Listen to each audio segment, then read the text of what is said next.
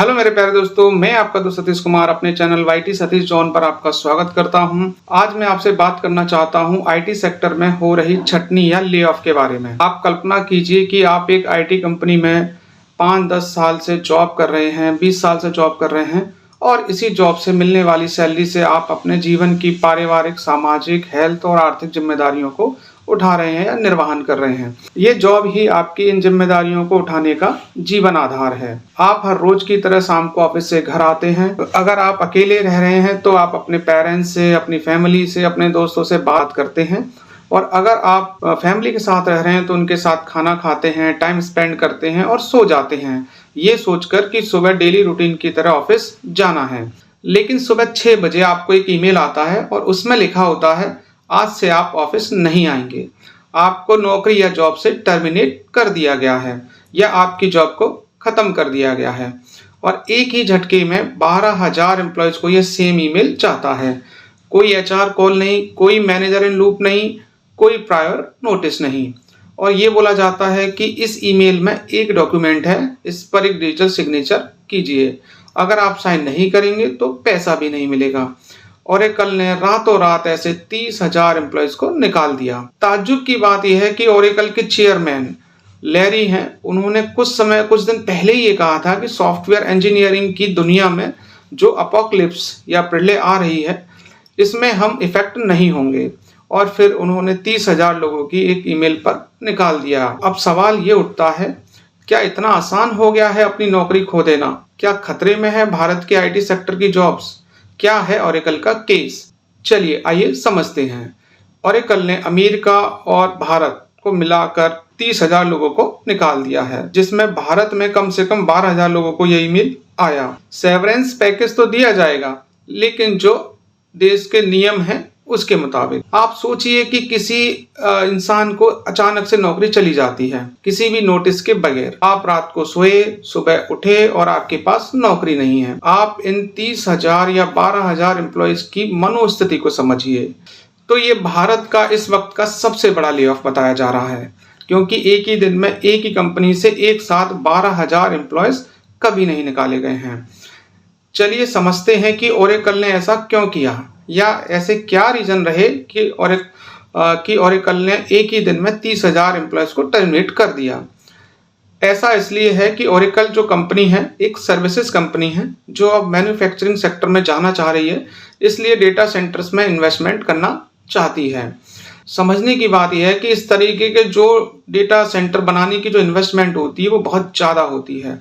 तमाम रिपोर्ट्स और उसके मुताबिक इस ले ऑफ से ओरेकल को 8 से 10 बिलियन $US मिलेंगे या बचेंगे। उनका जो ये पैसा है वो डेटा सेंटर के इंफ्रास्ट्रक्चर बनाने में लगाएगी। इसके लिए यह वन टाइम का जो बड़ा खर्चा है वो ओरेकल को करना था और खर्चा हुआ एम्प्लॉयज को निकाल कर। एक रीजन तो ये है। दूसरा रीजन है डेब्ट या कर्जा। जो रिस्ट्रक्चरिंग हो रही है डेब्ट की वजह से, यानी कि कर्जे की वजह से भी हो रही है। ओरेकल पर पहले से ही $108 बिलियन का कर्जा है। जो अमेरिका की जो world class multinational investment bank है, इन्होंने ओरेकल को डाउनग्रेड कर दिया था। उन्होंने जंक स्टेटस दिया है, यानी कूड़ा कबाड़, और इसलिए बैंक्स ने ओरेकल को पैसा देने से मना कर दिया। बैंकों को लग रहा था कि कंपनी कहीं डिफॉल्ट ना कर जाए। इन सब के बावजूद ओरेकल का जो स्टॉक प्राइस है वो 6% से बढ़ा है और कंपनी का जो क्वार्टरली रेवेन्यू है वह भी $17.2 बिलियन, मतलब पिछले 15 सालों में सबसे ऊंचा रहा है। लेकिन अगर लंबे समय का स्टॉक प्राइस देखें ओरेकल का तो वो गिरा है, क्योंकि जब वो सितंबर 2025 में $346 था, अब गिरकर $146 हो गया है। तो ये भी समझ लेते हैं कि ओरेकल जिस तरीके का इन्वेस्टमेंट डेटा सेंटर्स में कर रहा है वह खुद ही ओरेकल के लिए कितना बड़ा गैम्बल है। ओपन एआई जो इनका सबसे बड़ा क्लाइंट था, अब वह एनवीडिया के पास जा रहा है चिप्स खरीदने के लिए, और क्योंकि कंपटीशन इतना ज़्यादा है इंडस्ट्री में, एनवीडिया बेहतरीन चिप्स बनाता है और ज़्यादा तेज़ी से बना सकता है। और ओरेकल जैसे कि हमने बताया कि एक सर्विसेज कंपनी है और एनवीडिया पहले से ही एक मैन्युफैक्चरिंग कंपनी है, तो अब ओरेकल पहले भी इस तरीके की इन्वेस्टमेंट किए हुए हैं, क्योंकि उन्होंने टेक्सास में भी एक बड़ा इन्वेस्टमेंट किया है और उसका कर्जा भी ओरेकल चुका नहीं पा रहा है। तो अब आप जानते हैं कि चिप्स को लेकर वैसे भी टेक्नोलॉजी एडवांसमेंट होते ही रहते हैं और इस वजह से जो चिप्स बनते हैं वो जितनी जल्दी बनते हैं उतनी जल्दी ही आउटडेट भी हो जाते हैं, पुराने हो जाते हैं। तो इन सब के पीछे जो मंशा है ओरेकल की वो आपने समझ ली होगी, क्योंकि जब एआई में इन्वेस्टमेंट कोई कंपनी कर रही है तो वह डेटा सेंटर में ऑब्वियसली इन्वेस्ट करेगी और डेटा सेंटर का जो इन्वेस्टमेंट है बहुत बड़ा होता है। ओरेकल जैसी और भी कंपनियां हैं जो अपनी लेगेसी प्रोडक्ट बनाती हैं, ईआरपी और सेस प्रोडक्ट भी बनाती हैं, तो उनका जो ऑलरेडी अपना इन्वेस्टमेंट जो होता है वो काफ़ी होता है। अब इसका असर है वो बेंगलोर की प्रॉपर्टी मार्केट पर भी पड़ रहा है।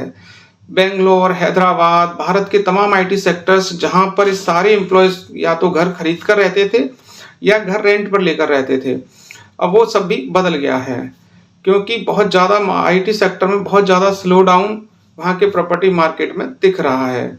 इसकी वजह से वहाँ खरीदारी नहीं हो रही है। पहले क्या होता था, आपकी अच्छी जॉब लग गई है, 6 फिगर सैलरी पे आए आप, बड़ा पैकेज है, तो आप घर ले लेते थे, अपने परिवार को भी बुला लेते थे।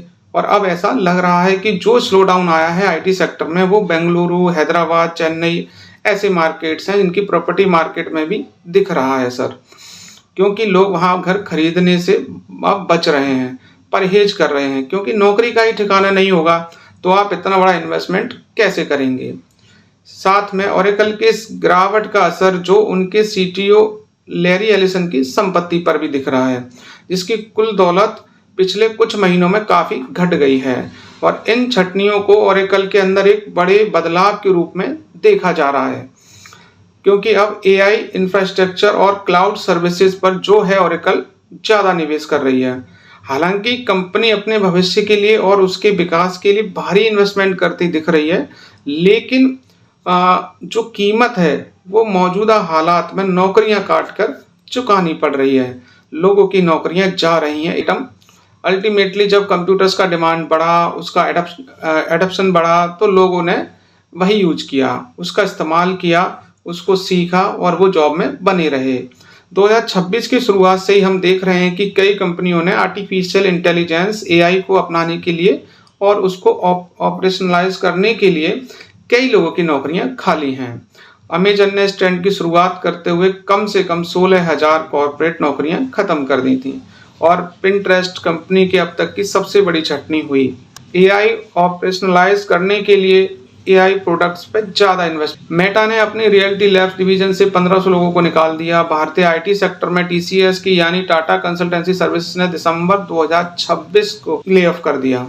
वहीं 2026 में माइक्रोसॉफ्ट के बारे में ऐसी खबरें आई कि वह 22,000 नौकरियां खो जाने वाला है। आप समझिए कि किस तरीके से आईटी सेक्टर का इस वक्त का भविष्य बनता जा रहा है। नौकरियां खत्म कर देना, नौकरियां कम कर देना और इसका सीधा जो इम्पैक्ट है लोगों के घरों तक जा रहा है। वैसे भी जिस तरीके से ये साल चल रहा है और साल की शुरुआत हुई है, आईटी सेक्टर का ये सबसे स्लोएस्ट ग्रोथ देखा जा रहा है। और साथ ही साथ दुनिया में खाड़ी देशों में युद्ध चल रहा है, अमेरिका, यूएस, ईरान के बीच, और काफ़ी चीज़ें महंगी होती जा रही हैं, तेल के दाम बढ़ते जा रहे हैं, गैस की किल्लत हो रही है, तमाम दिक्कतें आ रही हैं और साथ ही साथ अब नौकरियां इसी क्रम में जा रही हैं। कम से कम आईटी सेक्टर में तो फिलहाल बहुत सारी चुनौतियां हैं, चाहे वो एआई को लेकर हो या फिर डेटा सेंटर को लेकर हो। तलवार जो है लटक रही है वह एम्प्लॉयज़ के ऊपर, जो अपना खून पसीना एक एक करके 15-15 घंटे इन कंपनियों को देते हैं, अपने परिवार से दूर रहते हैं, कामकाज करते हैं, प्रॉब्लम्स दूर करते हैं, जॉब्स में फोकस करते हैं, प्रेशर झेलते हैं, स्ट्रेस झेलते हैं, फिर भी एम्प्लॉयज़ को कुछ नहीं मिल रहा है। ये एक बड़ा विषय है सोचने वाला, और मेन पावर जो है उसी को निकाल दिया जा रहा है। तो ये बहुत ही गंभीर खबर है, बहुत संजीदा खबर है, और इसलिए हम आपको दिखा रहे हैं ये खबर। आप मेरे चैनल वाईटी सतीश जॉन को और इस वीडियो को अगर आप पसंद करते हैं तो लाइक एंड सब्सक्राइब कीजिए एंड शेयर कीजिए।